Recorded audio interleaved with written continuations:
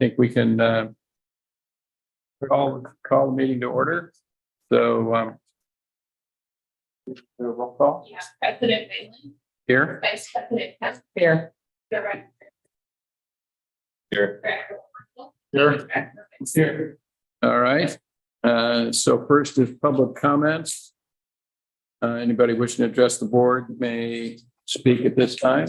Somebody in the room here. Okay, close public comments. Now we need to recess into closed session for a conference with legal counsel regarding two items: existing litigation and public employment. So we'll recess into closed session.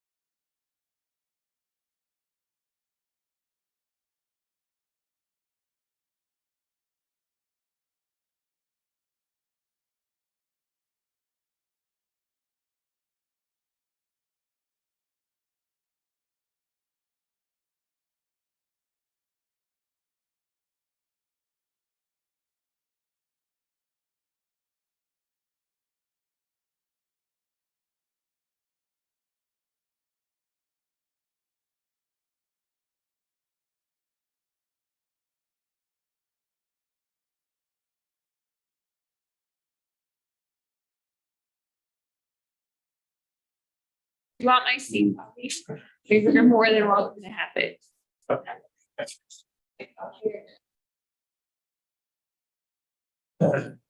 All right, so we are back in open session. I ask our general counsel whether there's anything to report out from closed session. There is, there were 2 items on the closed session agenda. There was no public comment on either item. With respect to the existing litigation matter, in Laguna Beach County Water District versus Temple's Properties LLC, the board has directed that lawsuit to be dismissed and no reportable actions taken on the public. Thank you. All right, that'll take us to consent calendar items 3.1 through 3.4. Is there any questions on any of that, or is there a motion? I just have a request. We do at our council, we mark these as consent at the top of the item. So when you're looking to, it's kind of useful to know whether it's a consent or it's something. On the staff report? Yeah. It'd be good if you can note that. You don't have to, but it's helpful. Okay, let me see. Is there any comment online on any of the consent items? Okay. I move approval of 3.1 to 3.4. Is there a second? Second. All in favor? Aye. Okay. Anything to be added to the agenda, Keith? There is none, President. Matters for consideration, 5.1. Garden Club's generous donation. Turn this over to Keith. Christopher. Oh, perfect. Oh, okay.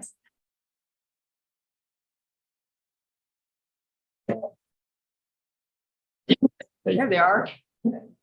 Hello, you guys. Good timing. How is everybody? Good. I think I know what's for you. Full house. Full house. All right. Thank you, President Whalen. I'm actually going to turn it right over to Christopher to present. President Whalen, board. I am actually happy to bring this item to you.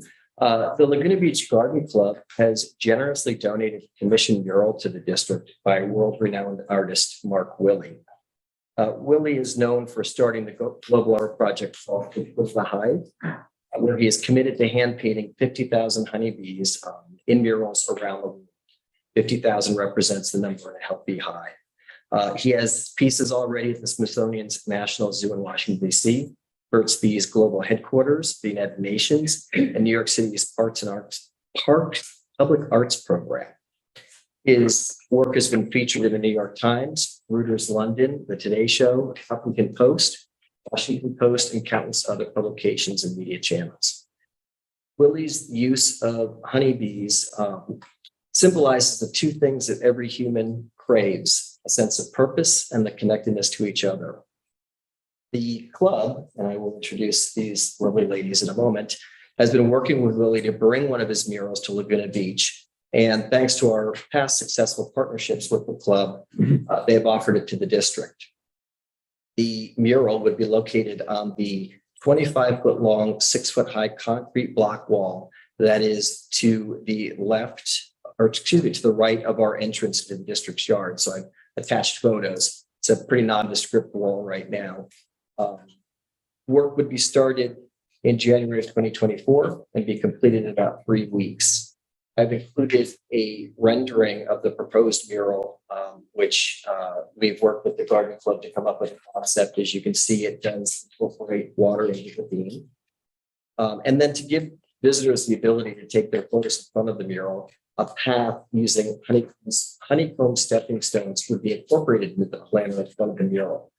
And what's cool about the stepping stones is 12 of them would be engraved with the following phrases: be water wise, be the change, be involved, be curious, be generous, be present, be loving, be helpful, be thoughtful, be good, and be resilient.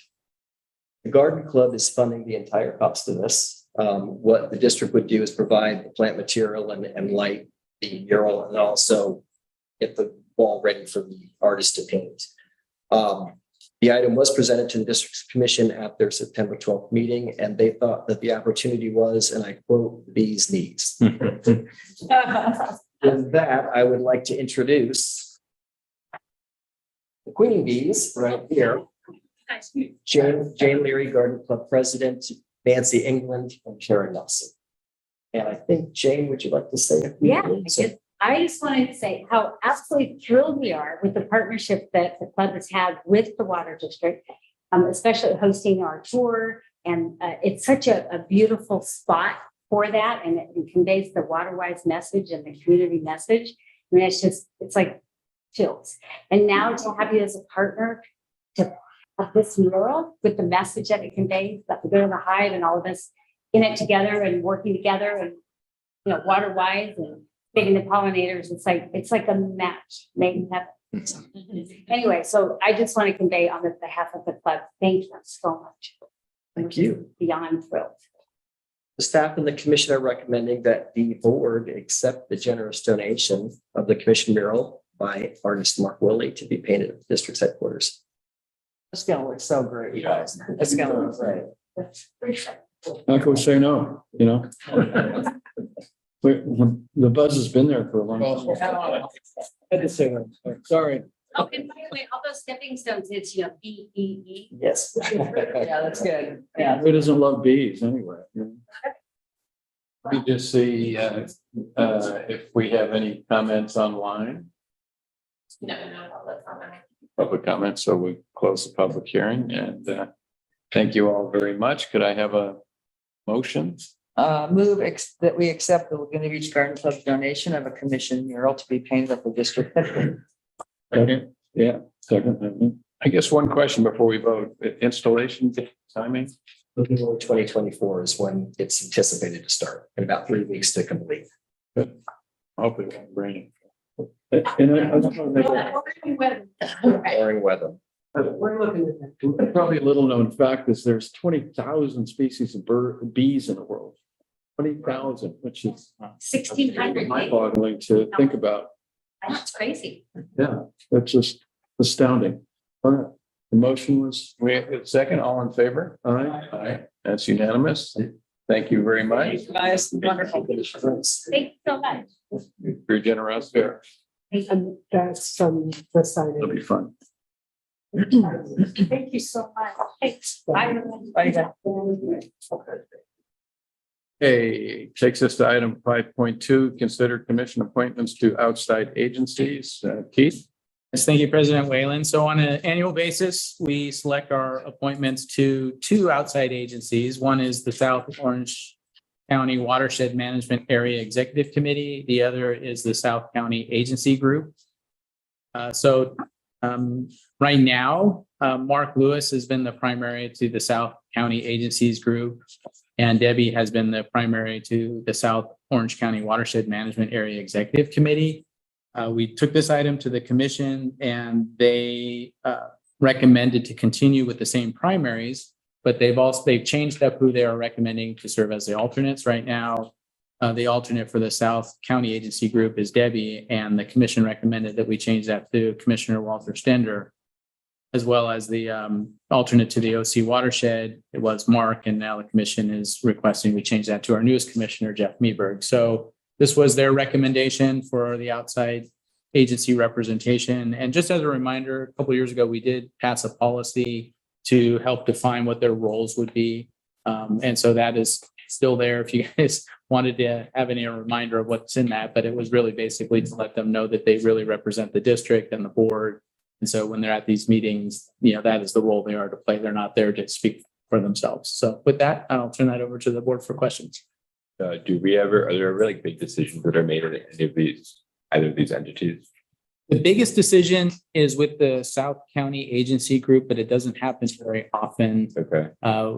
They have a role in selecting who would serve as the MODOC Met Director for the South Counties, which happened 2 years ago, which is what actually is how we came about putting the policy together at that time, because we needed to have a clearer process for how they would represent the board's decision as to who we would want to select. So they would come to us who we want to have the person vote for. Correct. I see. Yeah, so there's at least that consistency. But that doesn't happen very often. But otherwise, no, there aren't necessarily really big decisions to be made, but they are there to represent the district. And if there's any information, they provide it back to the board and others. And then you share that with us. So it's. Yes. Yeah. I'll make a motion. I'll second. And just see if there are any public comments on it. Okay, all right, we've got a motion and a second. All in favor? Aye. Aye. That's unanimous. Okay, that'll take us to 5.3, which is the construction contract with Laguna Construction and Builder for the long-awaited locker room. Yes. Well, I will actually turn this right over to Bobby to start it. Thank you. Directors. The item presented here is to alleviate a spacing and other deficiencies in our locker room, current locker room and bathroom break area that staff utilizes daily, both at the start of the shifts and during lunchtime and throughout the day. They are essentially not OSHA compliant for our locker room space and don't meet the needs of usage throughout the day. Staff hired an architect, local architect, to work on coming up with essentially tenant improvement to alleviate these spacing issues and capacity issues in design. The project was then turned into plans, which was put out to bid. The bid results are listed in the staff report, with Laguna Construction and Builder being a reputable contractor with the apparent low bid. Staff analyzed the bids and felt that they were consistent with typical industry standards for this type of tenant improvement work, construction on an interior remodel. At the same time, this is not something that staff deals with regularly, so we also wrote an RFP, a request for proposals, from construction management inspection firms. Received 2 proposals in that nature, which is included. And Michael Baker was very responsive and is a very professional organization that has done a lot of similar projects like this in the past. The environmental impact due to this being an existing structure with minor alterations and essentially the same use, staff believes this falls under the CEQA exemption, section 15301. There is a fiscal impact as this was budgeted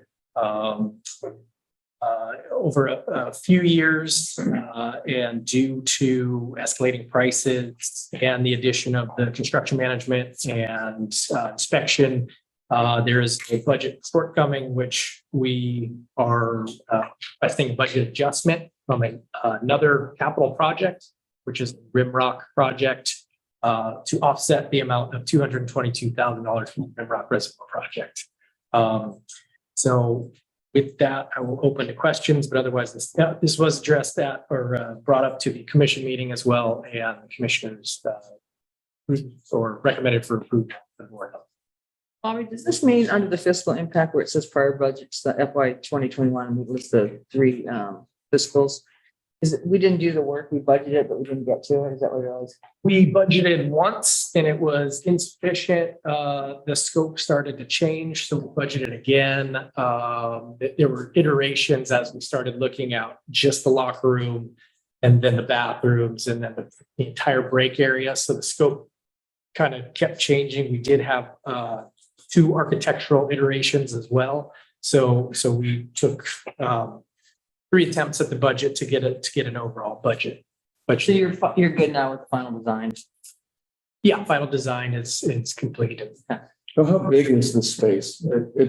And I agree with the project. I think the people a good place to hang and to put their stuff and the shower and get to work and get out of work.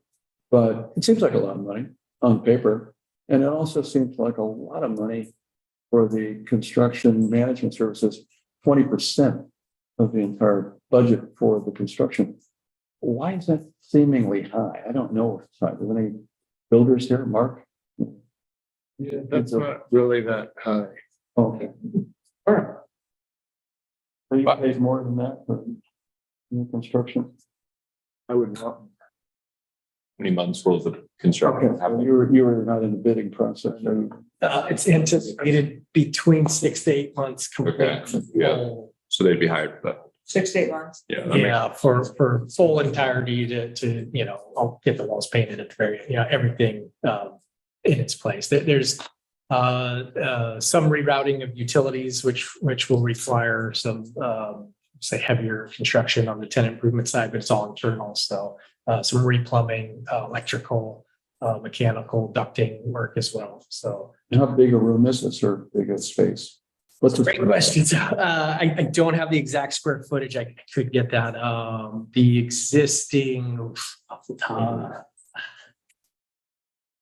Well, some of the new spaces I think we kind of equated them to approximately this room size. It is an all interior remodel. It is all within the existing Building footprint. anything. Yeah, so the building over here, the whole bottom floor is going to be basically gutted of what's in there. There was a lot of inventory items and other things and storage of boxes and records. And that's going to be the space that we're going to then redo to fit the locker room, bathrooms in there. So it's within the existing footprint. How big that building is next door. It's that. It includes all the accessories, the lockers, the showers, everything. Yep. Well, okay, yeah, it's still seems like a lot of money to me, but Mark says differently. Well, they're doing complete construction management. How is all the invoicing and environmental forms and all that? So the district will play the role of owner and be in every construction management ongoing meeting. But the construction manager will really be facilitating between the contractor and owner for either not disputes, but any questions that arise during construction, matters of that nature. They will check the invoices that the contractor submits for percentage completion of all the bid items, construction, and then for the owner's approval.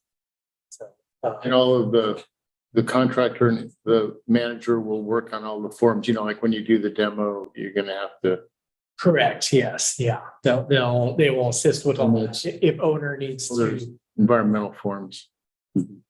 Right. And on material submissions, it'll still be owner's final decision, but it'll be facilitated through the construction manager from. Do we do construction management on most capital projects?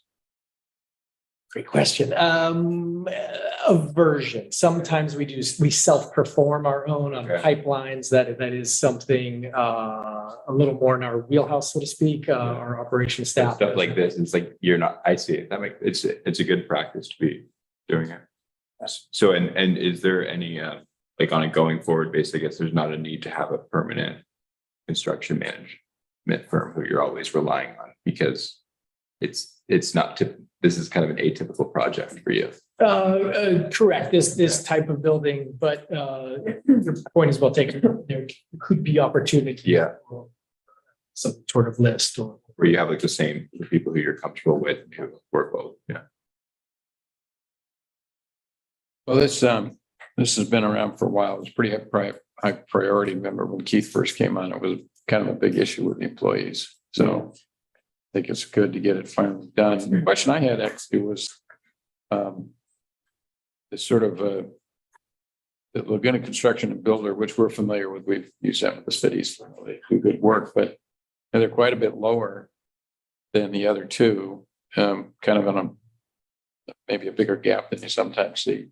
But I don't know what communication you had with them. You're comfortable, they understand the scope, and we're not going to have much change orders or oops, we forgot this or forgot that kind of thing.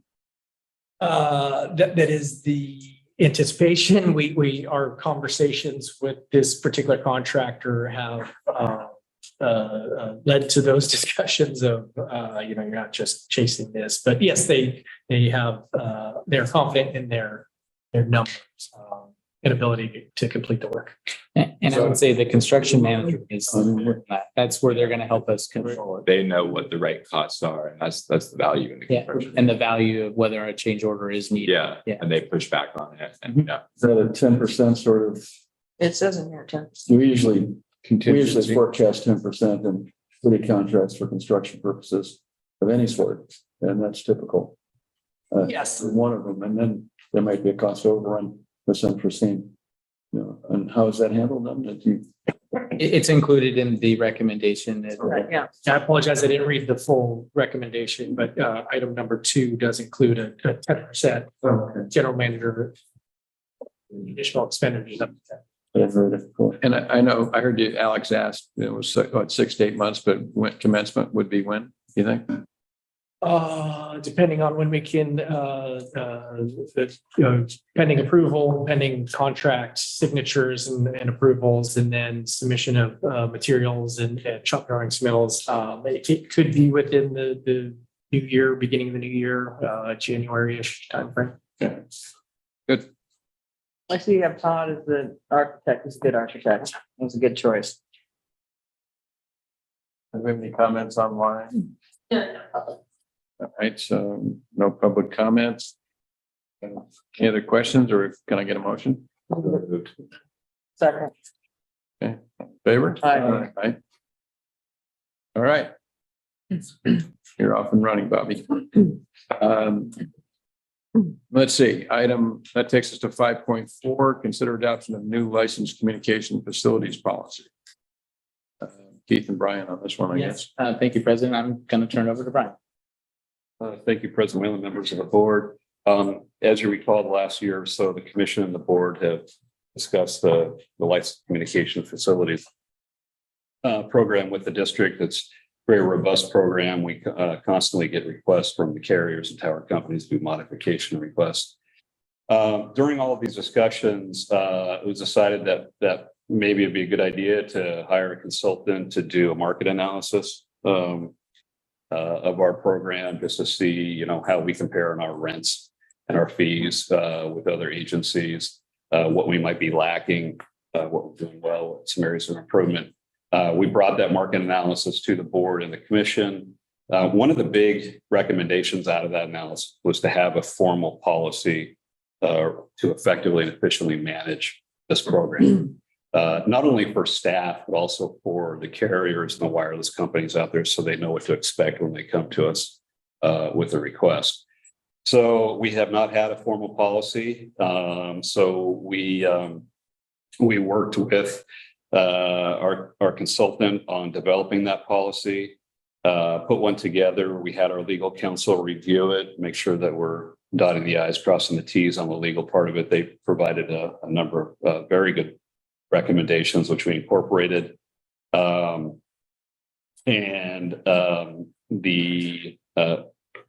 recommendations for the program and what should go into policy by the board and the commission were also incorporated, which I've included the major ones on page 59 of the agenda packet.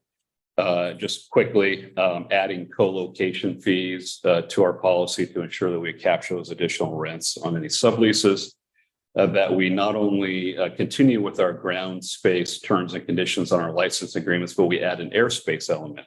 So every time a carrier wants to modify equipment and large equipment, that we can capture some additional rents from that. The board had asked us that if we ask any of the carriers to do some mock-ups of the proposed facilities, that we notify the commission and the board ahead of time, so that you have the chance to go ahead and That's see really those. good. That'll be So helpful. we'll make sure that we do that. And then finally, that anytime that a carrier or tower company comes to the district, that we handle the process in a two-phase sort of way. One, conceptually bring it to you and then get your review and consideration on that. If you approve it, then we can move to the second phase, which would actually be putting together an amendment or a license agreement if it's necessary at that time. So we have included in that. In fact, we have two conceptual approvals on this agenda later in the evening. So with that, the commission looked at the draft policy and approved it and recommended that the board review and adopt this new licensed communication facility policy. With that, are there any questions? How do these carriers do a mock-up of antennas and? Well, like we had one that was brought to the commission and the board from Dish Network. They're the proposed one at Moorhead Reservoir. Yeah. And they put up a 3 large poles, the same height as what the actual facility would be. And then put some banners on it so we can kind of see, what it's going to look like. Yeah. So they just kind of staked it. Yes, yeah. Yeah. Okay. Did the consultant have any input about whether these recommendations, like this 2-step process, whether that would be a barrier to for carriers? No, and honestly, most of the requests in the past before we had this policy, we followed that process. Really? We just wanted to codify, formalize it. Okay. Really going forward. Because you have to wait like 3 months till the next Right. meeting. Because I'm wondering if it could be like how we do the trees, where you could send an email to the board, and if a member of the board says, "Oh, I want this on the agenda," then it could go on the agenda. But if there's no issue, then it could move forward. Because as a general principle, I feel like we have a huge public safety issue and just a issue for residents it's like a third world country, or you can't have it. There's no, your phone calls drop everywhere and I think it's the city, and mostly the city, that's made it very difficult for the carriers. And I had a meeting with Verizon. They basically were saying, we don't want to be involved in Laguna Beach anymore. It's not worth it.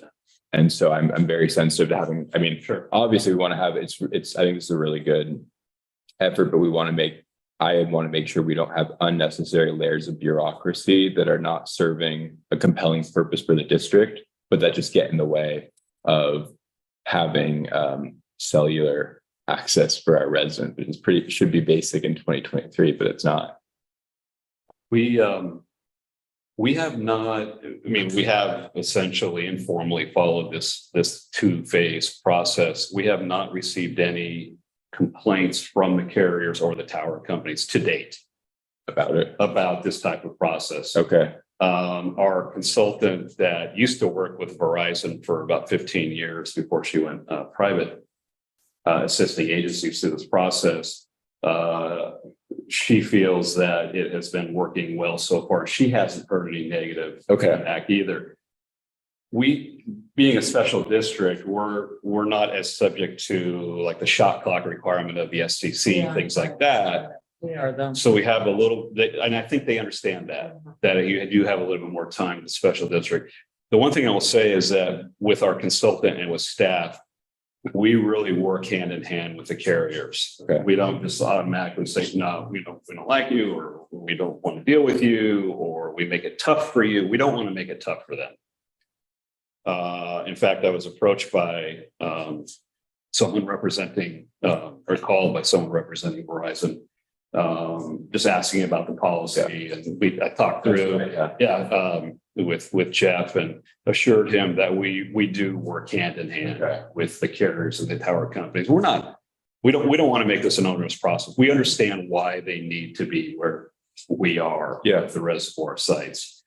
We just want to make sure our important aspects and considerations are, one, that the facilities that they install, or they want to install, don't interrupt with their operations. And we make sure, manage our operations, make sure that those plans indicate that they wouldn't interfere. But two, also that we get a fair ROI for our ratepayers on the land that they own. At these reservoirs. So so far it's working really well, but we just felt like, let's formalize the process. And we're open to, working with the carriers and the tower companies too, on things like the license agreements and the policies, obviously making sure that the district is well protected. Absolutely. Yeah. I think it's good that you have this policy though, because you can hand it to them and then they know what to do. Oh, are you kidding? Look at some of the back and forth. Yeah. It eliminates. Yeah. And if I could add something to the 2-step process as well, usually if there's going to be an issue, it's a visual issue. Yeah. And so it's nice to get that resolved up front before spending all the time putting the contracts and everything together. So I think having the 2-step process allows us to really get to the heat of the matter to say, is there really a visual issue with this? Because that's really where it's going to run to ground. And then we can then spend the time putting the agreements together and putting all that effort. Was this created from scratch, or did you have a reference document? It was a reference template from the consultant that did the market analysis, who's been doing this for a number of years. We did heavily modify it so it wasn't unique to us. Yeah, it's well done. How do you know even, Brian, on number one, how do you even know if there's co-location being done there? I mean, how would you even know that? Well, we, let's say, let's say that we have a tower company come in. And they say, hey, we want to do this. We're going to sign an agreement with you. There's a co-location fee, which we currently do have one with a tower, Crown Castle, where they sublease on their tower. We get 25% of the rent they get. But we know, particularly our operations crew, they know those reservoir sites so well and those antennas so well. We'll know if something new is on there that we don't know about. And so Kevin will come to me and say, hey, do we have an agreement for this? We notice a new antenna panel up there. Seems new to us. Let's check it. So we'll go through our records and see. Okay, thank you. Have that type of check and balance. Spy drone. I think in most cases, they have to talk to us to get access anyways, correct? So they can't just sneak in and put something on without getting our. Okay. So I concur. I think this is a good policy. The only question I have, we're asked to approve the policy tonight, and we need to modify the recommendation a little bit, but because Appendix A and Appendix B are here, so how are we going to deal with Appendix A and Appendix B? Do we just authorize staff to hammer those out with legal counsel, or? You could do it either through, authority for us to finalize it with if the agreement is the. Yeah, the agreements. It's, as a board member, I don't know that we need to see every single additional piece of equipment come on here and approve it. I think you've got a well-defined system. Teller's been around since the 80s, and you've been renting out space for a long time.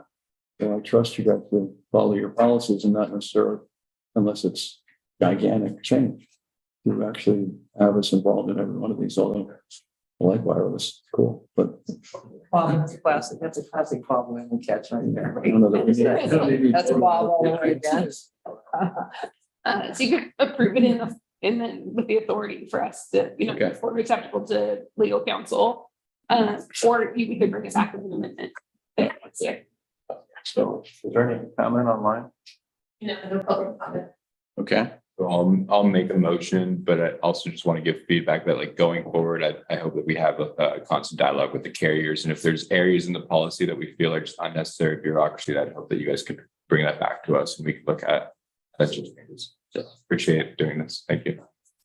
So Alex, I think if you could, the motion would need to be to approve it and then authorize staff and legal counsel to finalize the forms of the appendices A and B. So moved. Second. Yes. In favor? Aye. Aye. All right. Thank you. That'll take us to 5.5, which is approval of district's 5-year strategic plan of fiscal year 23-24 strategic goal action. There's some cool pictures. I love the pictures in here. Thank you, President Whalen. I'll take this item. So the district initially did their strategic plan in 2013. It was a 10-year plan. I think as pretty typical of a lot of agencies, they'll do a nice strategic plan. It'll sit on a shelf and then it looks pretty and they put a lot of work into it, but it never really translates into the real world and what they're actually doing in the budget. And so about 2 years ago, we started to add strategic plan actions into our budget. So we looked at the strategic plan and we started to put that as an appendix to the budget saying, okay, well, this is how we're going to move these things forward. But this year we decided that we wanted to take it one step further and to really formalize the strategic plan, but to also make it more of a living document, something that we can continue to refer back to throughout the year so we can provide status and get input from the board as to what items would you like to see us move on if it's not included. And so what we did is we took the items that were approved in the most recent budget. There's nothing new to the items you're seeing tonight. This is what went to the budget. The monies in the budget reflect these actions. But now we've put it into a document with some pretty pictures and some history. So you can kind of see a lot more about who we are and why we do what we do. But now we're bringing this forward to just, again, formalize that these are the actions that staff's working on. What's really nice too is this also helps us from the top to the bottom. We're all going to be on the same page. Organizationally, these actions came from staff. We put them in here, and the board also then sees what staff has said they're working on. The new thing that we're introducing, which is written into this document, is the idea that every September you'll see this document, and that'll be the first opportunity in the year to look at it and discuss things that you may want to see for next year. Certainly, we could even talk about amending it for the current year if that's something the board would like to do. But the hope is that we're already working on something that you said is the right way to go. Now, looking forward, we're also going to come again in the January meeting and give an update. Here's the actions that we're working on in the year. Here's where we are. Is there any other ideas about things that you may want to see that we should be working on? And then finally, we'll bring it one last time when we come with the budget to see it one last time. And last opportunity to really provide any input, but mostly it'll be kind of, we know what is in there. We approve it, and your budget reflects monies and resources to do these things. Yes, that's. So tonight is the strategic plan for you to look at and to provide any feedback if there's things you want us to start thinking about in the future or tonight. And if it's something to change, we may have to come back in January to present, to incorporate that new goal. We may have to come back and give you some more information about maybe, how we're going to do that sort of thing. So with that, I'll open it up to any questions or comments. We do comments now or we public comment? See, is there any public comments online? Okay, that's easier. Those public hearing. I'd like to add something on. I don't know if we could relate to one of the current goals, but something about efficiency, because. So one of the things is, so can you talk about the Procure America opportunity? Yeah, absolutely. And I think this whole idea around efficiency and value is something that we do a lot. Yeah, and we're already doing it. We're already doing it, and there are things that I think we're doing that aren't incorporated. So it's a good topic to talk about. So right now we're working with Procure America. They're coming in and looking at our processes and where we might reduce costs. If there's any like staff turnover and maybe things haven't been completed or missed.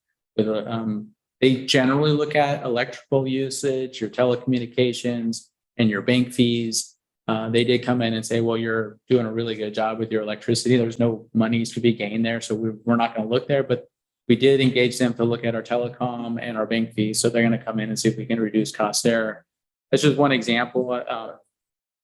Wasn't recent, but I think now it's been a couple of years. We got Planet bids that we brought in to kind of really help us with our efficiency and making sure that we're getting the lowest cost bid items, because we could see all bids that have been procured and can compare what we're getting with others. And also it increases, I think, the competitive process because it's easier for vendors to bid on items.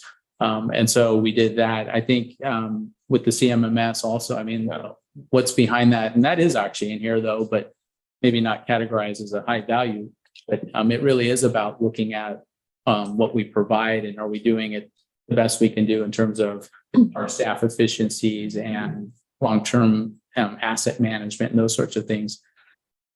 Is there an area where we can maybe draw a stronger focus to that? Yeah, we could look at adding something, I would say maybe under administration, like an area where we could say, maximizing the value of our services, perhaps, because we are a service agency. We provide a service to the community, and so we want to make sure that we're always highest value. Yeah, and I really appreciate Lisa Bartlett. She introduced me to this thing called Procure America, where it's like a no-cost program where government agencies, they do like an audit to try to find cost savings, and then they get a certain percentage of the cost savings that they find. So the water district, the city, I think they're still working on it, but the water district immediately jumped at the opportunity. So I really appreciate that. You've been talking to them? Yes, staff and I originally talked to them, but now that they're kind of talking to the staff. Yeah. It's no cost is a little bit of it costs you money. If they find savings, it costs you money, but it's no upfront. There's no upfront. But like a percentage of the savings. Right. Yeah. It's like a win-win in my view. I like the way you guys. Suggested savings? Well, I don't know. It's a good question. If they say, we'll fire half the staff, and that's gonna save you No, $8 million a year. I don't think they're gonna find savings here. I think they're very interested in the city contract. So we'll see. The other efficiency thing I wanted to add was the what's it called? The benchmark. I forgot what it was called. Yeah, like a performance benchmark Performance audit, but through the through the American Water Works Association Yeah. benchmark.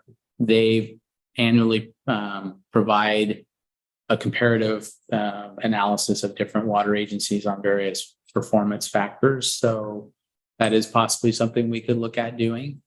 I think if that's something that the board wants to add as an action, it's something we probably want to come back with in Okay. January and flesh out a little bit more, because it is a broad brush. yeah. And so to use it and get some any value out of it, we would have to kind of look at what are the things that they're looking at, and are there ways to really truly compare that to agencies that are similar, because it's throughout the nation. Yeah.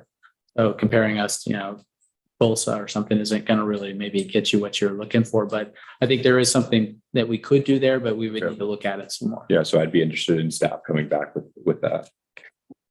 I mean, I think it's a good roadmap. We don't know what's missing because we're not experts here, but I think one question I have is this is an annual starting in January to December? Because it says 23, 24. What do you mean? It coincides with the fiscal year. So Okay. this is So that just ended until June 30th? So, yeah, so this is now what was approved in the budget. So this is this year's actions. And then every year, You'll see in June what the steps have been taken to complete these strategic actions. correct. Each year you'll see a improvement. And so, for example, the developer RFP to El Moro site planning, sometime between now and June 30th, you'll get an RFP out. Is that what the goal is on that one? It is. Well, that is the goal. That's the action for this year, is to get that RFP. Thank you. Well, yeah, I think this is really well laid out. So, sometimes strategic plans can be so meaty that you can't apply yourself to it. But I want to also thank you guys for working on these helicopter water refilling stations. It's super important to the community, because after Maui, we've got a lot of concern from residents here. Probably the biggest concern they have here now.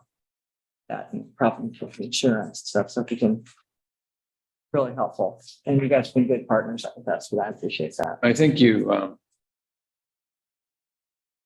Kevin and Bobby and Keith and I went up, but you solved the little issue they had up on the one up north, right?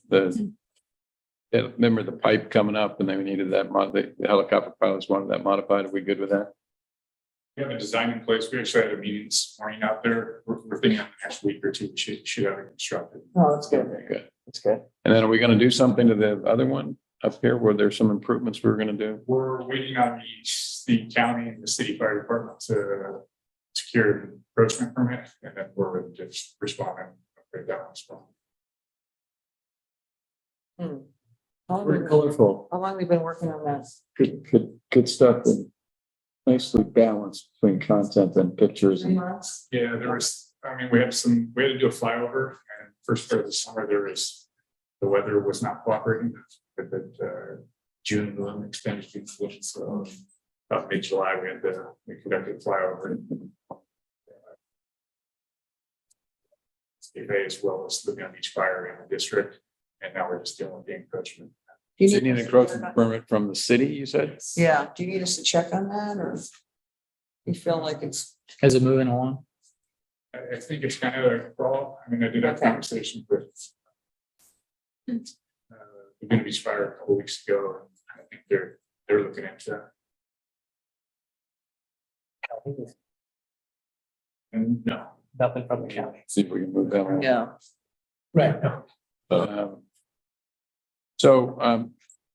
To follow up on George's question on the RFP on El Moro, which is for the site planning. Master plan, yeah. Yeah.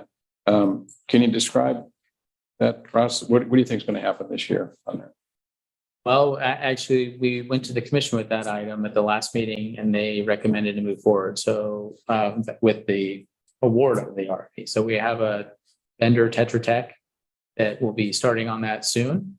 what we expect to have by the end of the year is a master plan document from them that outlines really how we're going to best utilize that site with regard to photovoltaic, battery storage, electrification of the fleet and where they might park, fuel inventory, a potential training / EOC room.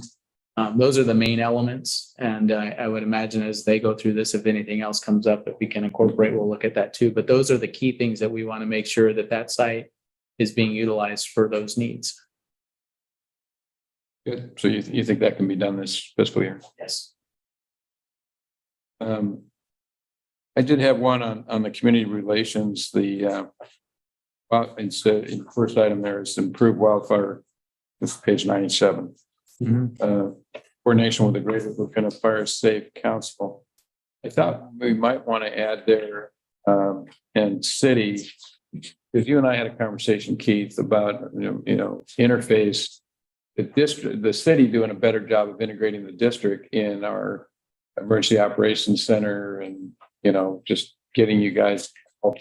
And I don't know if anybody's reached out to you on that, but I talked to Brendan Manning, our emergency preparedness coordinator. He said he would, because what we talked about was like when we're ready to open the EOC or the fire risk, what Keith said was, well, we'd prep ahead and, we'd fill up the, reservoirs and make sure everything was set to go. And so I've asked Brendan, and I don't know, maybe you should just give him a call, but, I want to make sure the water district is like a part of our EOC ramp up, right? So it just should be. So I'm not going to charge you either. So Okay. I'd throw the city in there. Improve EOC coordination with. Yeah. Okay. Well, I would like to see better coordination with the city in general, I think, on a lot of different things. Like, for example, and maybe can you first update us on the solar at El Moro? Yeah, absolutely. So we have a firm Scale LLC that we've been working with. They're a microgrid consultant that we have been developing a conceptual project for El Moro. Actually, it's not just El Moro because El Moro didn't pencil because we are too efficient with our electricity. So they looked at bundling 5 different sites and they came up with a conceptual project to bundle those 5 sites and put in a battery backup system.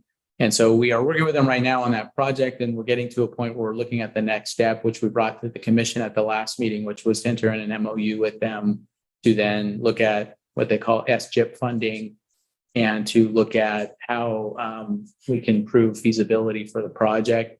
There were a lot of questions that I think we wanted to go back to Scale with to see if we could answer some of those concerns. The commission, they supported it, but they were very skeptical and they had some very pointed questions that I think it's worthwhile going back and looking at and answering. So we're hopeful that we'll bring something in January to look at the photovoltaic, but in some ways it's almost advantageous because with El Moro and that master plan, having that a little bit ahead of the others is going to help. And I bring that up because I think the city is they're looking at microgrids and solar. And so I think having that coordination and maybe even if it's just sharing best practices, we have our climate action plan. So any coordination that's happening, I know there's going to be a stakeholder meeting coming up. So I guess any opportunities for collaboration, if we're both doing the same thing, it doesn't make sense to be out in silos and we can learn from others. So I would. Let me see where we could put.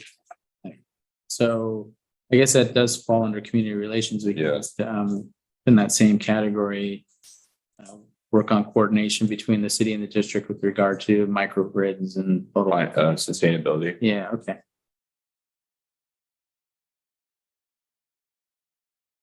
We've had a little bit of this conversation at the city, but, sometimes these consultants in the solar, clean energy world, they look at things as on a cost benefit analysis, right? And say, well, you're going to save money. You're not, it's going to cost you money. So it's going to cost you money. Don't do it. And I don't think that's our mindset anymore. I think our mindset is we're going to have to do a lot of this stuff to convert to cleaner energy, even if it costs money.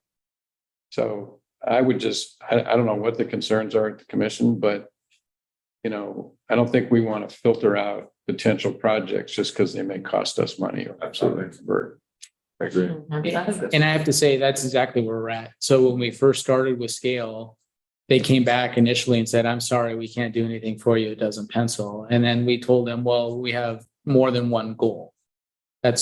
We want it to be as feasible as can be, but we do want to offset our energy use. And so that is another part of this that would make this a successful project, which is then why they came back with the 5 sites. So what you're saying is exactly what we had passed on to them. I think that a lot of the commission questions had to do with delving more into the information as to what is scale really getting out of this? Are we getting the best deal out of this? Are they really making a lot of money and we're just not seeing that? I think also some of the justification for the microgrid was that we aren't needing to replace generators. And so that's what was needed to go into feasibility. And so, in concept, that makes sense. But I think, did we really run that to ground? And, we kind of looked at that. Well, that's going to be part of the next step, but I don't see any reason why we can't just do that ourselves before we take the next step. So those are the sorts of things that kind of came up, which was really kind of diving into that. Sounds like good questions. Yeah, they were. Do we have any concern that scale will be like the delay will be too much for them or there? No, I actually have a meeting next week. Yes, okay. I explained to them that I think there were a lot of questions that Okay. we, instead of taking step 2, let's take step 1.5. And they were okay with that. So we're going to go look at, I think the commission asked for options too. What are the options? Do we have to go with you? What if we decide to fund part of this? So I think there's some very good questions that I think we can do the step 1.5 and try to get some of those answers before then getting to the next step of the MOU. Well, they're a microgrid company, so they're not a solar company, right? So they make their money on battery storage more than in the networking of the power. And you're not really networking the power. You're going to use it to offset the electricity demands on each site, right? Right. For pumping. I assume that's what it's for. That's part of it. Yeah. So it offsets energy demand and then it's available during emergencies as well. Right.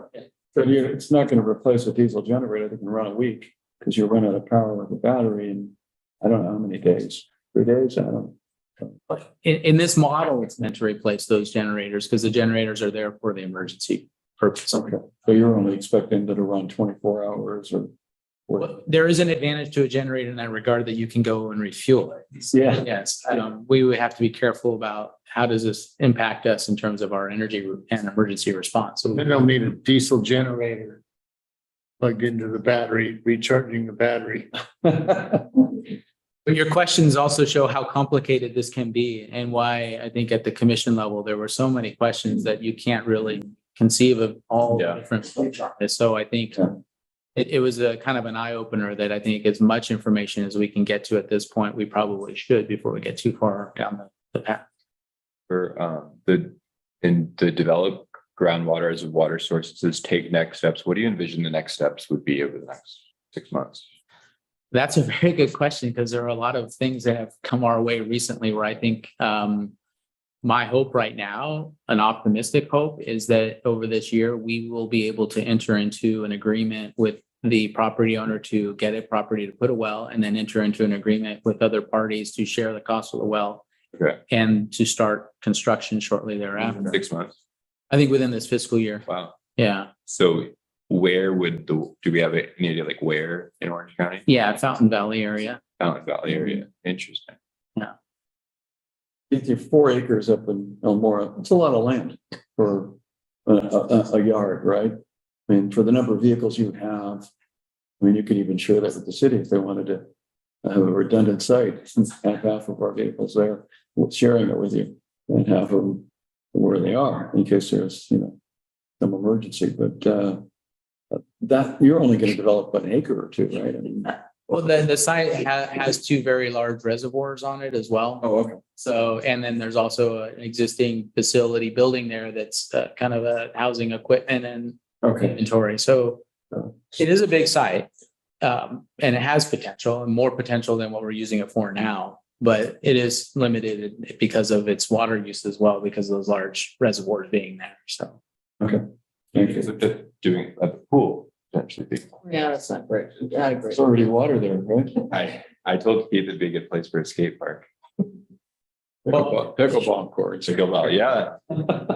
Would be good. Way out, nobody It is. is. We don't hear it, they're not playing. Right. Okay, It might not pass equal, it might bother the squirrels. there's some critters up there, right? I've got a very big comment on page 83. Down towards the bottom. The typo in Spain. That, Oh, wow. That's a good copy. yeah. Oh, yeah, Bob catches everything. I know it. Wow. You didn't catch mine? My name's Here's the same as your. You know what I think would be a good Oh, plan? on the big one, yeah. We should have a duck hunting club place. That was pretty clever how they did that. that is, You never get away with that now. no. So crazy. All right, and for, I guess the last, so, just one quick one on page 98, meter testing program, established meter testing program. So we don't currently test meters, or what's new about that? I can answer that. Yes, we do test meters. We're looking at potential of bringing it in-house and having a meter testing unit here that staff could pull meters and test. We're still looking at the feasibility of that. But yes, currently right now, we're pulling it when we need to test a meter, we're pulling it, sending it out and having it tested. So there's a cost to that. Good planning. Yeah, it looks good. Yeah. Any other comments? So let's see, recommended action is to approve the updated strategic plan and fiscal year 23-24 strategic goals and actions with the modifications suggested here tonight by board. Okay. Your second, Second. all in favor? All right. Aye. Okay. Thank you. That'll take us to 5.6. Conceptual tool of singular wireless AT&T request to install a new generator at Ridge Reservoir. Keith and Brian. Yes, thank you, President, members of the board. Here's one of our two conceptual approvals in front of you. New Singular Wireless and AT&T has approached us to install a new generator at the Ridge site. This would also include potential trenching. Kevin, our manager of operations, has reviewed the scope of work and drawings and identified that it would not interfere with district operations at the site. But we're mandating that we have at least a 10-foot boundary around the reservoir on that one. The commission approved and recommended that the board go ahead and approve as well after your review and consideration. If the board does approve tonight, then we would go back to AT&T and start working on an amendment because it would require additional ground space that they would need. So we want to make sure that we capture the additional rent. So with that, I'd be more than happy to answer questions. There are two generators there, that are yours and theirs. Why don't you just rent yours to them? We don't have one there. I mean, the capacity's there, right? I mean, why do you need two generators? He said they don't have. Yeah, they don't have Generator Ridge. We don't have one They there. don't have one there? No. Okay. All right. Well, if you don't have one there, you can rent theirs. So, and I did have one question on page 105, which is because you're going to bring back the agreement. I couldn't quite, so that this is on the term. This thing started in 2011 for 5 years, option to extend for 5 years.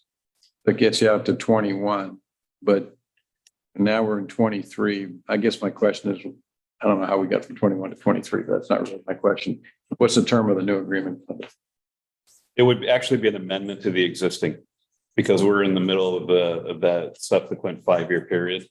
So it's I don't think there's well, maybe there was another amendment to this thing that extended it the second 5-year period. should have. You might just want, when you're going back to the agreement. Yeah, I thought I had attached the amendments to the original. Oh, okay. So maybe that's where it got handled. So we're in the middle of it. Yeah, we are in the middle of the amendments for sure on Okay. this one. Good. So we would just change the terms of that. Make sure. Yeah, I apologize for that. I thought I had the amendments. No, that's all right. I don't think I did. I assumed there was something like that. Okay. So let's see, this would be, staff recommends, oh, any comments online? Staff recommends that the board conceptually approve HP's generator install and underground trenching request at Ridge. Is there a motion? Second. All in favor? Aye, that's unanimous. All right, 5.7. Budget adjustment, approved construction contract with Rayo Brothers for the 23-24 fire hydrant replacement project and find the project exempt from CEQA.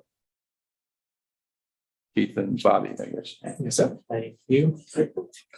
This item is part of the ongoing and annual fire hydrant replacement program that the district's been running for pretty much seemingly decades now.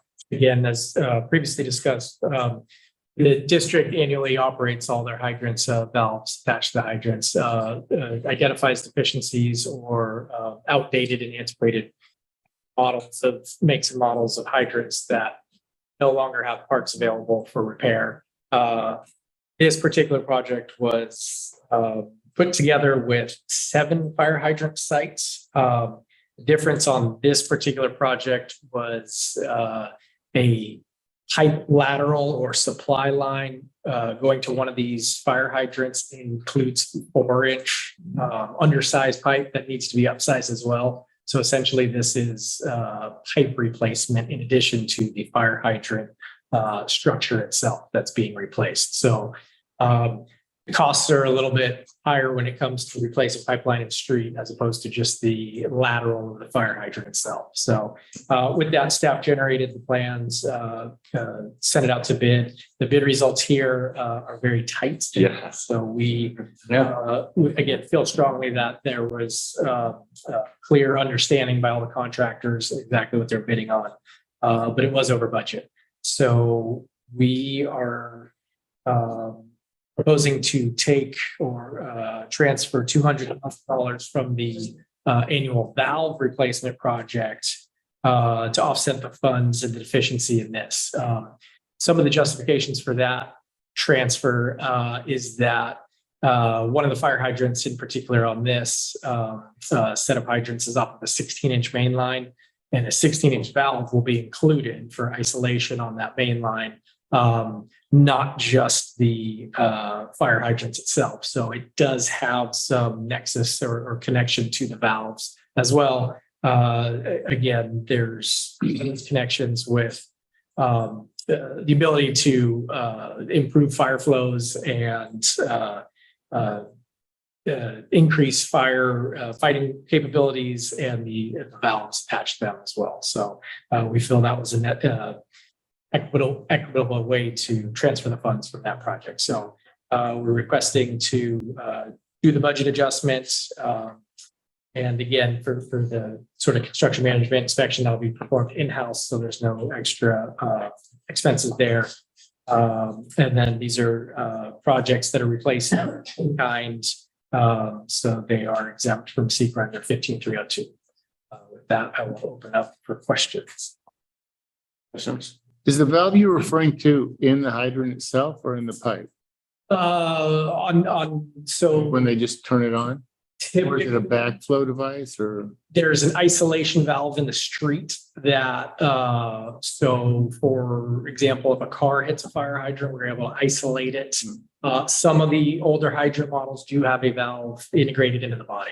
There's a swing disc that you operate from the top. Now, each hydrant body itself has local valves, which the fire department will use to turn on the water, if you will, from that hydrant. But we also have an isolation valve attached to it. So there's multiple valves associated with this. The fire department's the ones who would, if somebody ran into one, the fire department is the one who would shut it off? They could. It depends on the sort of, you need a valve key to do that. You need to know where it is. The little blue reflector in the pavement helps you find it. Typically, I believe our staff has been able to respond in time to. Okay. What's the lifespan of a fire hydrant?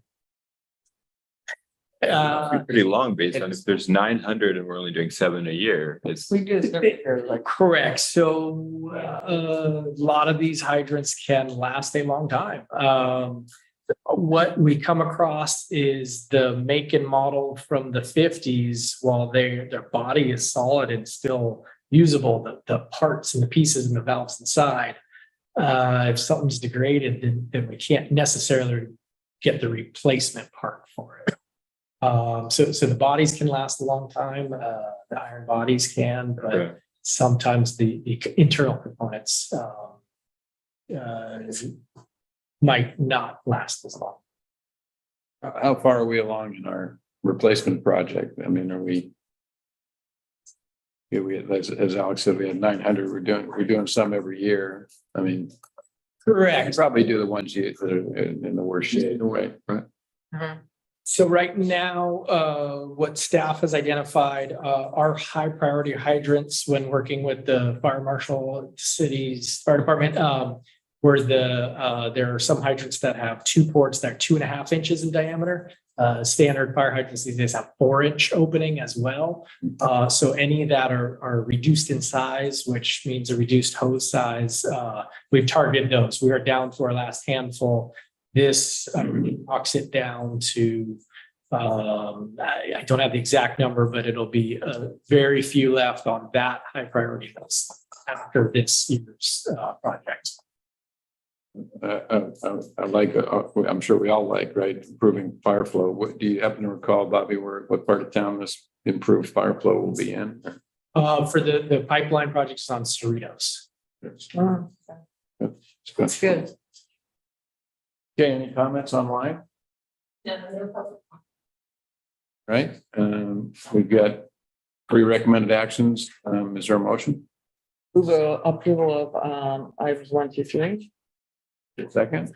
Okay, all in favor? Aye. It's unanimous. But just a question afterwards. So when this certain people undersize, what's the percentage of the cost that's involved of the 545? Did they tell you that? What, is it 100,000 or 50? Yeah, so I don't have direct results, but it was on the order of 120,000. That gets you the pipe, upsized pipe. That gets you the new hydrant, lateral new hydrant. Again, these are running. These are some of the more difficult spots. Or More than 20% of the cost. So that's one.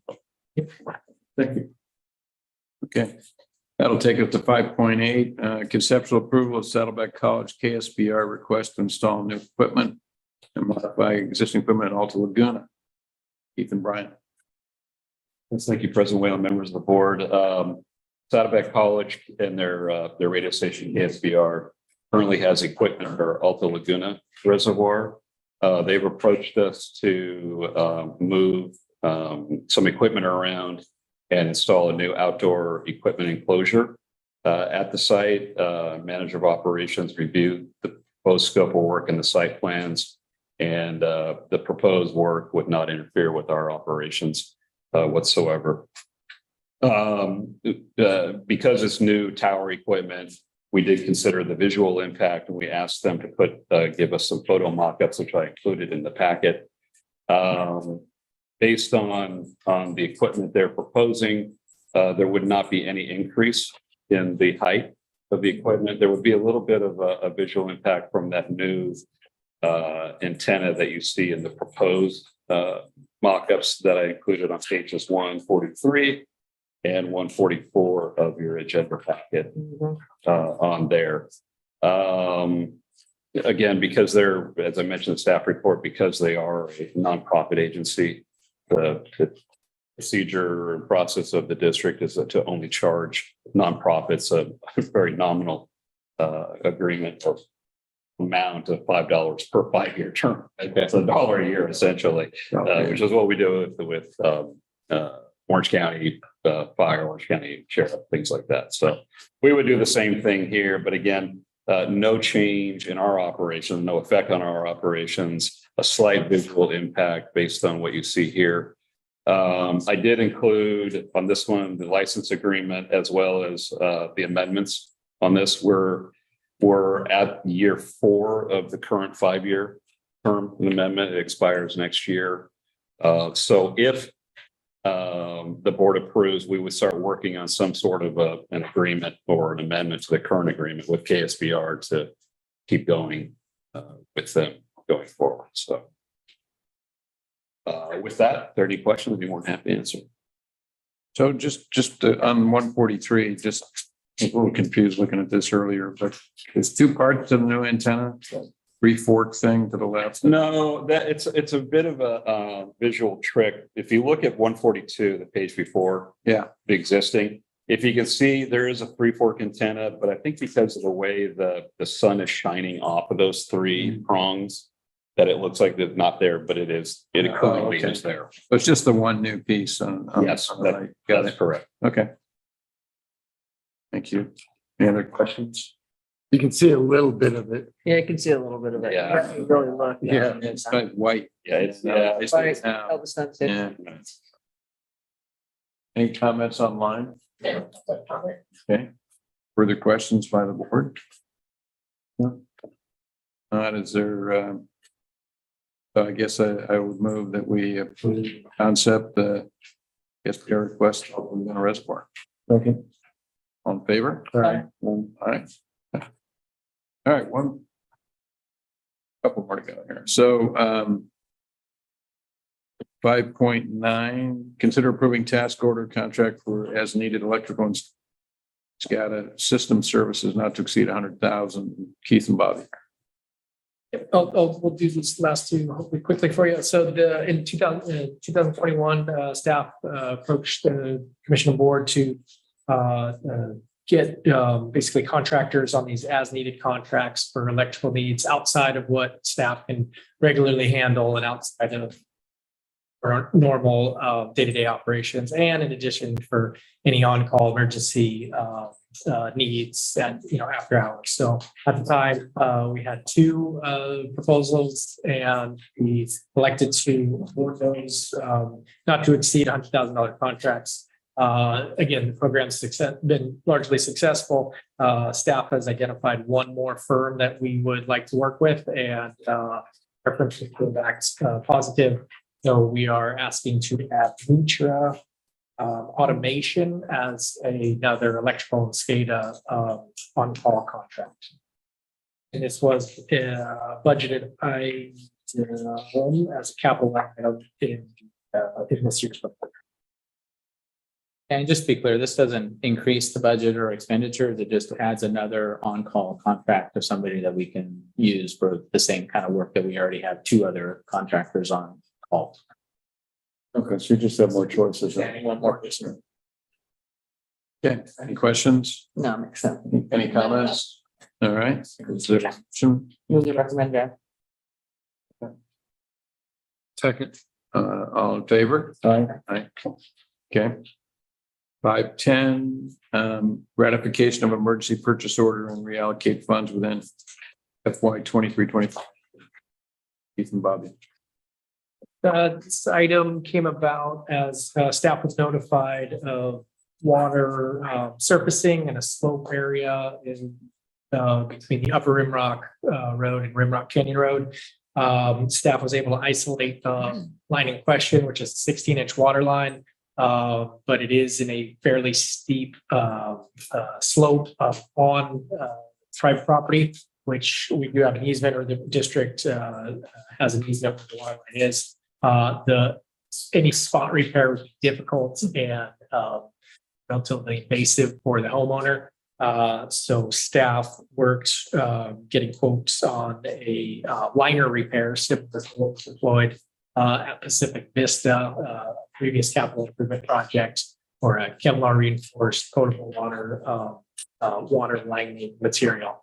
Due to the nature of this, the material takes a little bit to procure. So at the time, staff worked with the general manager to procure this material, and it came in at the costs shown at $142,082 for full turnkey solution with contractor to excavate the receiving and entry pit and provide the liner and appropriate valving connections. This lining technique is pretty well. It has, yeah, it's been successful. So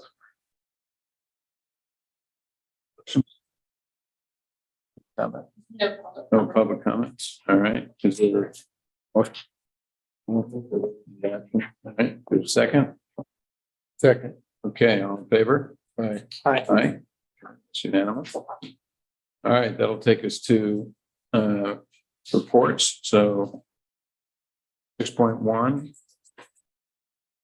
Yes, President Whalen, members of the board, within your packet are the May and June financial reports as well as investment reports. If you have any questions, I'm happy to answer. These are closing out from previous fiscal year. Correct. Yeah. The next meeting I'll be bringing July, August, September, and October. Oh, I would like to add, we had a discussion at the last board meeting about looking at shorter term securities to take advantage of some of those big yields, which we have done. We bought 2 short-term CDs, one 3-month and one 6-month at about 5.5%. Pretty nice. Good. That's good. We're at 2.5 using yield wherever we can.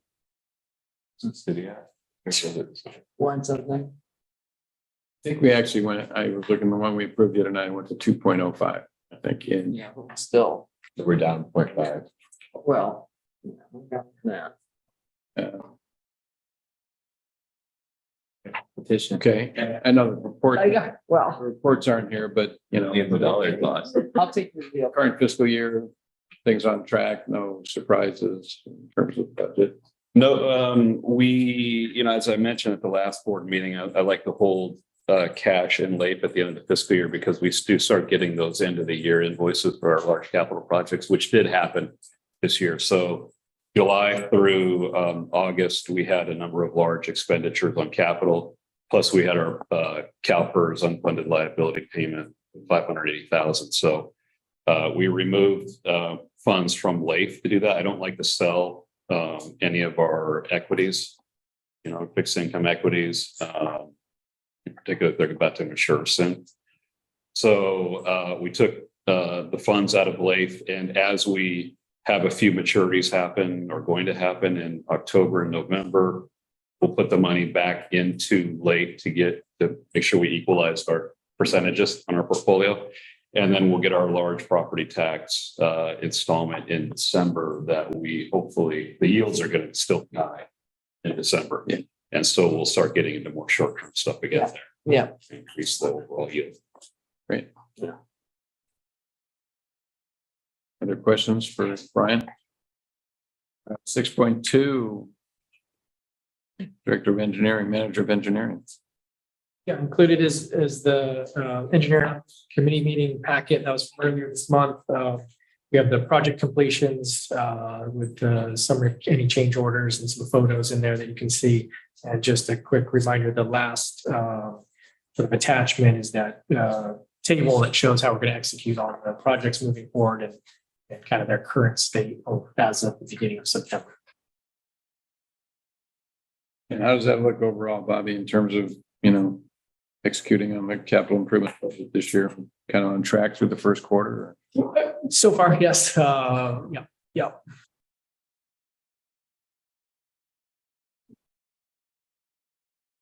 Any other questions? All right, Christopher.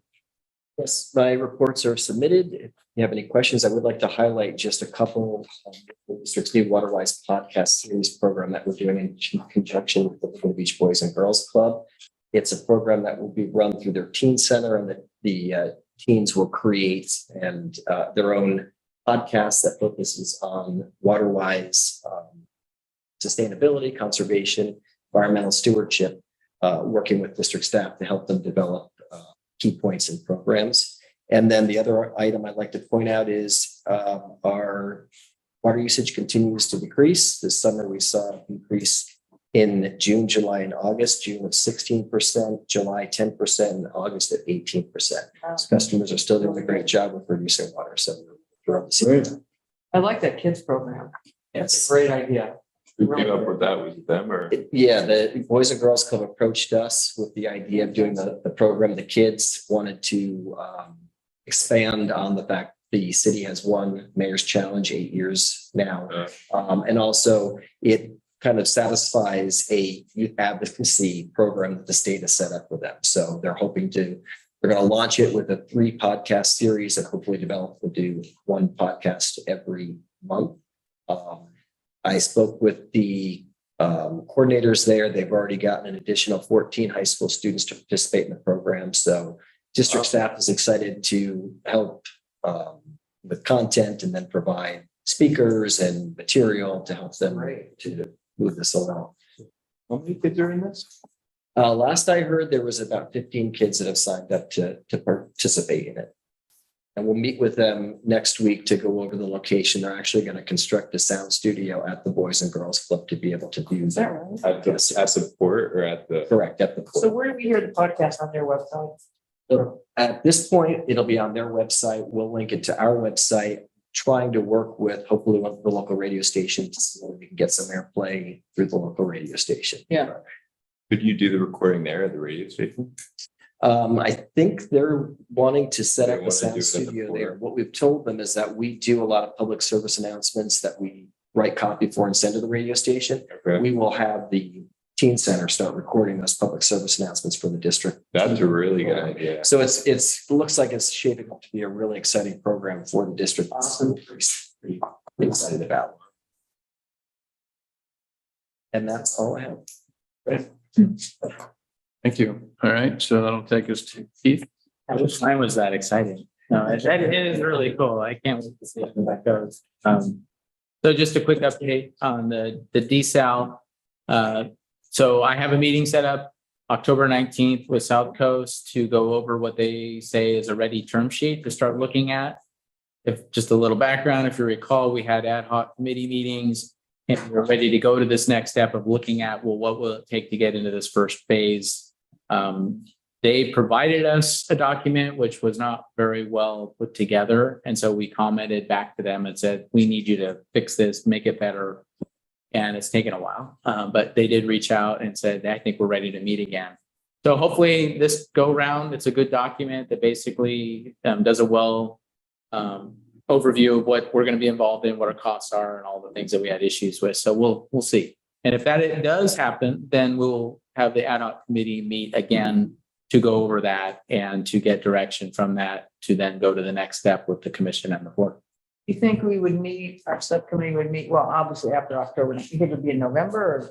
Yeah, okay. Yeah. How much lead time will we get before we know that it's coming to us? The board itself? Yeah, That's a good question. So if we ad hoc in November and everything goes well, it'll probably go to the commission in November or December.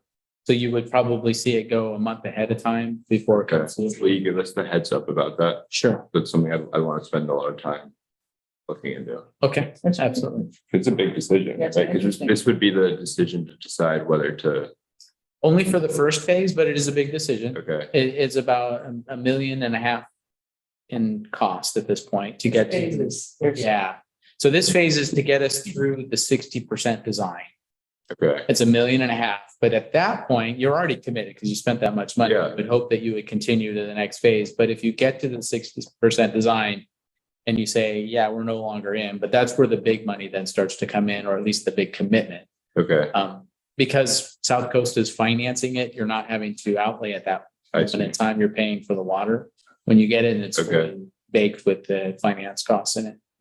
And will you be giving us a lot of like analysis and background when it comes to us? And Absolutely. In fact, that was what the ad hoc committee went through. So we can take all of that information and then bring it forward to the board. So we hired a consultant to go through and give us the financial background and how this looks compared to just staying on import. yeah, I think at that time too, we'll have a better understanding of groundwater. As I previously Very good. responded to your question, that's moving forward too. These work together. yeah, And so the way that we've sized the desal and our participation assumes a certain level of groundwater, and then together we could stop our import connection. I see. But have it as a emergency if anything were to happen. But if anything were to happen, import would be completely fine too. So that's kind of the direction we're hopefully going. But yes, when it does come to the board, all of the ad hoc committee information will be brought forward. And then there'll be the decision to say, are we going to sign on this agreement? And in the budget, we did budget for that in our CIP, the amount to get into the first phase. So it's already been, budgeted for. So now it's really, do we think this is the right thing? Okay. Yeah. So can you send that not just like 3 days before the meeting, but more in advance than that? So Yes. I'll try to give you as much warning as I can. For sure. And then the second item on there had to do with the CMMS, so just an ongoing report. It's moving along very well. We rolled out a pilot test version that staff has been using and getting feedback and making corrections. And it's been so well adopted that even some of the staff has kind of used the test pilot version as an actual working tool today. And so we're having to figure out how we're going to preserve some of those work orders when we go live. So it's a good thing to see that kind of adoption, and that the operations staff really sees its value. But still looking at going live early 2024, right? So everything is going right as planned. So we haven't had any issues at this point, which I think is just kind of hopefully what we kind of expected, because we have Kevin and we have Steve and Elmer all working on this, and many people that have had prior experience with this exact software. So you would expect it would go fairly smooth, and that's what we're seeing. So it's been great. I don't know if there's any questions on that at this point. Okay, and I see Debbie is still online with us. Any commissioner reports? Hello, everybody. Here, let me undo this. I just, we were dark in July and August, and just report that I did attend the South Orange County Watershed Management Group executive meeting, and it's all about looking at state funding for regional projects. If you recall, a few years ago, just before COVID, I was chair of that organization, and during that tenure, we were able to secure 2 grants, one for the city for their outfall project for $500,000, and one for the PMMC to help them with their water recycling program. And so we look forward. I know that I've heard that South Coast will be submitting their applications to the state to help support or try to secure more funding for the desal. That's the only one that I've heard about, but those applications, the state keeps pushing it. And so it looks like now the applications will probably be submitted probably after the first of the year. So that's what I have to report. Oh, and also, thank you for your endorsement regarding Aqua Region 10 board. I just got news yesterday that I was selected, so I will be on the Region 10 Aqua board. Yay! Terrific. Yeah. That's awesome. So what is that? What do they do? Aqua stands for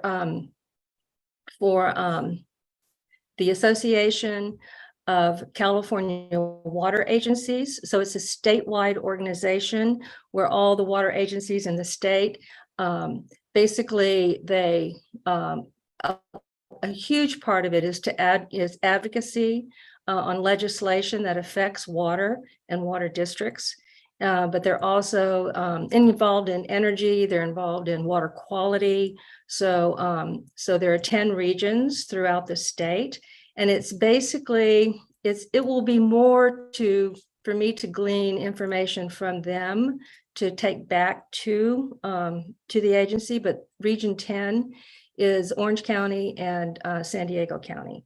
So it will look at projects, it will look at issues that are affecting both Orange County and San Diego County. So as an example, South Orange County, we import so much water, so that's a big issue. So we would say, okay, we certainly advocate for projects that our local projects for recycling, all of those kinds of things. So it's more generalistic in that sense, but San Diego County, I know that Dana, a lady from Otay Water District, will be the president of Region 10, the chair, and the co-chair is a gentleman out of Santa Margarita Water District.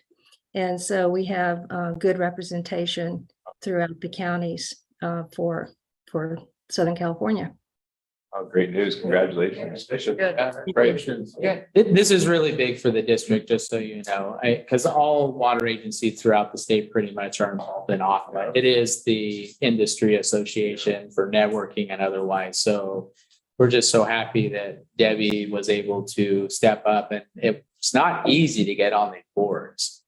And for a small little agency like us to have Debbie there is a big deal. So, you know, just so you know, it's just a life thing. So. Well, I consider we may be small, but we're mighty. Thank you. Thank you. Thanks, Debbie. Yeah. Okay. Any directors' reports? Any of us? General counsel report? Nothing from Megan. So we will then, let's see, discussion of pending matters, nothing. Future agenda items, any director may recommend an item to be added to a future agenda. Anything to add? Anybody? All right, then we get our news articles, and then we will adjourn to, what's our next meeting date, Andrea? First, geez. And just so you know, that usually bleeds into January. Yeah. Because of state. So because I've said a number of times when we meet again in January. So now you know the December meeting is the quarterly date, but oftentimes it will go into January. So we'll work with the board to make sure that if December 21st worked, everybody, we can still meet. But in the past, we've had to push that. So Probably out shopping that night. Okay, thank you. We're adjourned.